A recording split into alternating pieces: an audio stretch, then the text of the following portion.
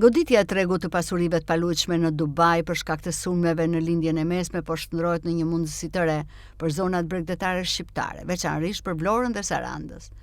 Sipas agjentëve imobiliar, shumë investitorë ndërkombëtar që më parë shfrytëzonin Dubain për blerje pronash, tani po drejtohen në Shqipëri, duke parë këtu një alternativë më të sigurt dhe me rritje potenciale. Sipas tyre, të gjitha kapitalet që vendosen qoftë në mënyrë formale apo informale, shpesh investojnë në pasuritë paluajtshme. Në Dubai, pas fillimit të luftës në lindjen e mesme, 30 deri në 70% e pronave kanë humbur vlerën.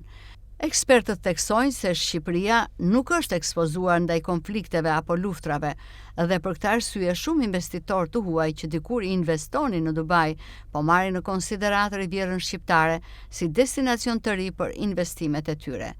Sipas ekspertëve imobiliar, tashmë po shfaqet faza fillestare e interesimit, ku disa shoqëri që blinin prona në Dubai po shqyrtojnë mundësinë për të investuar në vila dhe apartamente në Shqipëri, me qëllim kthimin e kapitalit përmes qiradhënies apo rritjes së vlerës së pronave.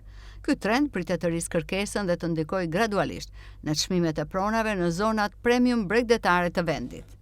Ndërkohë, siç mësohet, vitet e fundit Dubai u bë shumë tërheqës për pasuritë e paluajtshme, sepse u perceptua si një streh i sigurt për kapitalin ndërkombëtar, me taksa shumë të ulta, lehtësi për të bërë biznes dhe një treg që ofronte kthime të larta nga qirat dhe rritja e vlerës së pronës.